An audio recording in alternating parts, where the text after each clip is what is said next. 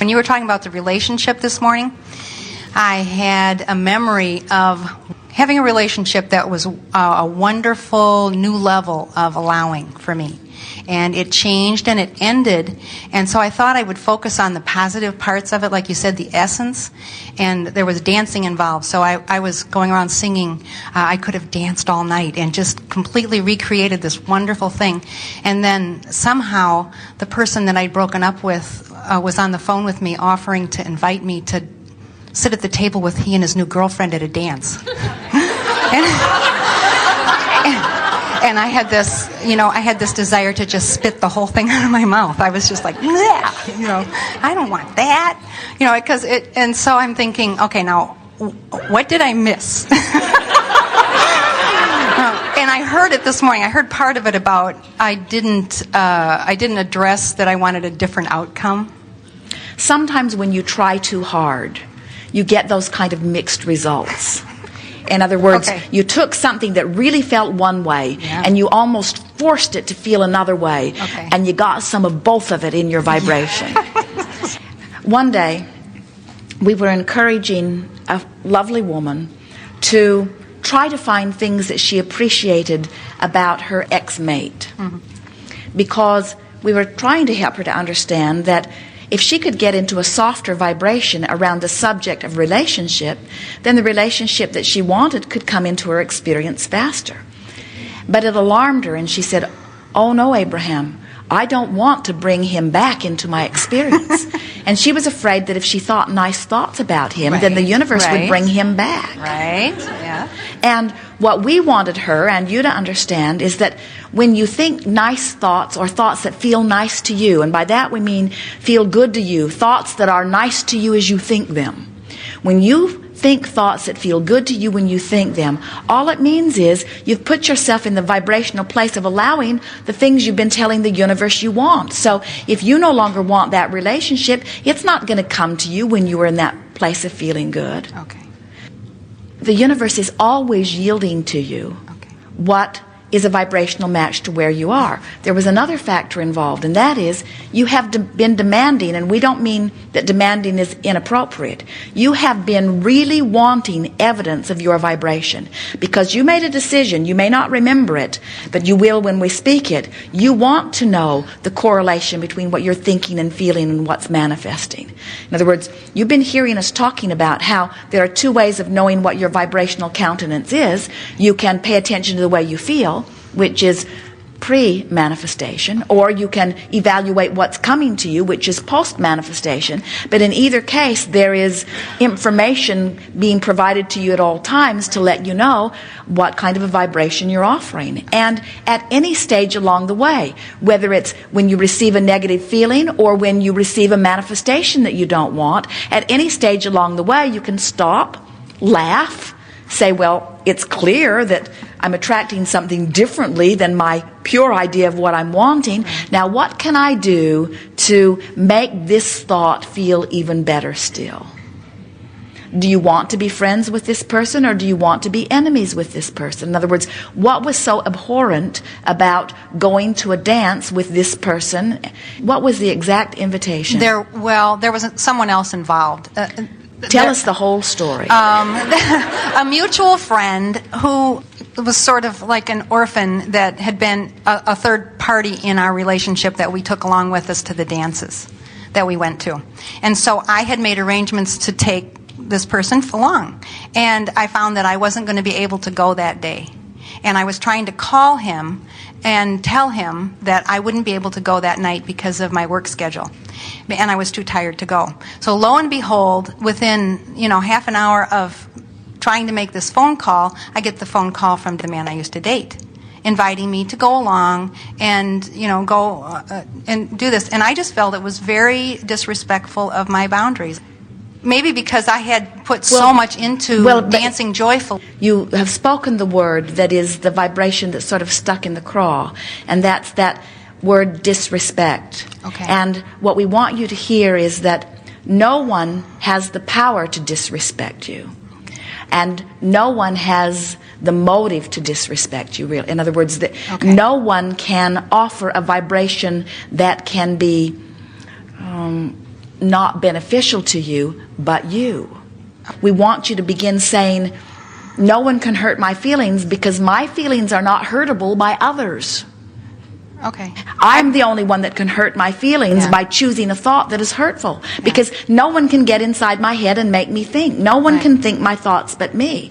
Now, it's true, I might have some habits of thought that are hurtful, but I can choose to let this be hurtful, I can choose to see this as disrespectful, or I can choose to see it in another way. But until you sort of get that one worked around, then you're going to be in the same category that so many people are, where you need all kinds of conditions to change so that you can feel better. And if you think that you're going to change the personality of an ex-boyfriend, no, I don't want to. But that really is sort of what you were asking for. In other words, he needs to see me and everything differently, and he needs to respond differently to me in order for me to feel completely good. And we say, oh boy, is that a lot of work. And then multiply him by the other 5 or 6 billion people on the planet, and now you've got something really impossible to deal with, where when you say, hey, I can feel any way I choose to feel, and I'll work on you later. In other words, we would, if we were standing in any of your physical shoes, if there was anyone in our past that had ever hurt our feelings, we would work them over in our mind, emotional journey at a time, until we had shown ourselves that we can focus upon them at the same time that we feel good. What an empowering thing that would be, to show yourself that nobody has the power to hurt your feelings. Good. When you show yourself that, you will be empowered, because the only thing that ever causes anything to happen to anyone is the way they feel. Okay. So if you're running around feeling vulnerable about feelings, then you are running around feeling vulnerable about life experience, you see. And that's why you want to put those rascals in your past and call them your ex. You are my ex-one. You're over there in the evil pile with people that I no longer want to have anything to do with. And we want all of those past people to still be in that pile of appreciation and grateful. Right. You were there when I needed you. You were a vibrational match to that which I was. You were part of the contrast that helped me to identify what I want. My present and future experience is what it was because of my relationship with you. Okay. It was never your job to be a specific way so that I could feel better. Right. We all were doing the best that we knew how to do as we went along the way. I love the fact that we had this relationship, and I believe that we will always have a relationship. And from now on, I'm not going to let my thoughts of you hurt my feelings anymore. I'm no longer going to disrespect myself by twisting my thoughts about you and making myself feel bad about them. Okay. That's powerful. Thank you. I couldn't understand why I had such a visceral, I just repeatedly, I was just like... It didn't have anything to do with him. It has to do with you giving him your power. Gotcha. It has to do with you believing that he has to be different so that you can feel good, which is impossible. And when you discover that nobody has to be different and you can still feel good, then you go to the dances with your ex. You love them anyway. In other words, they're a non-issue, you see. Just like everybody has always been a non-issue in your joy. You just don't know that, you see. No, I don't. I don't. But I will. Oh, it's really nice when someone is so lovable that just knowing them makes you feel love. Right. And then you resent everybody that's not like that. And we say, the only way you can gain control is just to announce to the world, but you got to practice it. I am one who loves no matter what. I've trained myself into loving no matter what. And if there are really abhorrent things, I just don't focus on them. And if there are things that in my past that still make me feel bad, that I can't stop thinking about, then I've trained myself into a new way of thinking about it. That's the emotional journey. Okay.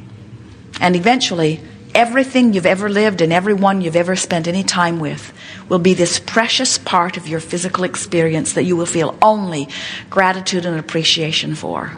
And then the universe opens up for you and just floods you with wonderful things, wonderful people, wonderful experiences, wonderful memories, wonderful future, and you just spend your day just lapping it up, and you're just saying, oh, more good stuff, more good stuff, more good stuff, more good stuff, more good stuff. And in time, you don't even panic about not being able to take in all the good stuff. You just say, a steady stream of good stuff. I can take as much as I can stand, and the rest can just float on by because it's a never-ending stream of good stuff. Yeah. I'll pace myself in this good stuff. Okay. That's the answer to the other question I didn't say out loud. Thank you.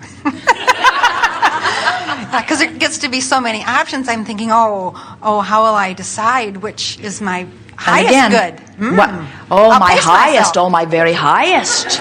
My highest. What is the bestest of it all? What's the most fun? Well, again, we say, what difference does it make? Something that's beyond your ability to see it and embrace it can't come into your experience. So if it's there, it's the perfect match. So lap it up and then expect it to just keep getting better and better and better and better and better. Yes, Ben. My question is, I'm in perfect health, thankfully, but sometimes I get... Thankfully meaning? I thank myself for feeling so good about well-being and allowing it into my life. Is that what you really meant? Yes. But sometimes I'll have an impulse to take a vitamin or do something preventive. And I wonder if that's influence of others or if that's my IB prompting me. Doesn't make something. any difference. If the action makes you feel better, it's a good action. In other words, it doesn't matter if someone says you should tie this dead chicken around your neck and carry it with you, and it sounds like a good idea, do it. Okay. Thank you. Let's talk about this just for a little bit here, because... The chicken?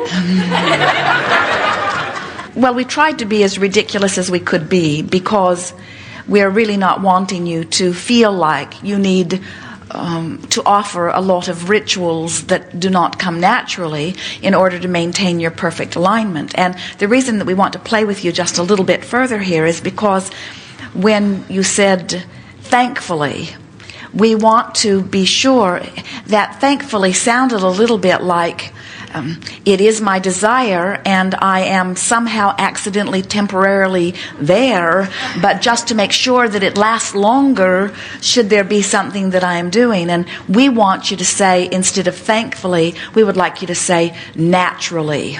But of course, it is illogical for it to be otherwise. In other words, we want you to just sort of shore up that sense of physical well-being.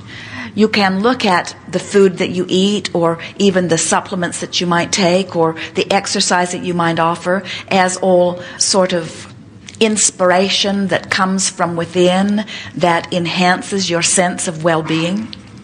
There's a difference between doing something from your place of inspiration and doing something from a place of motivation.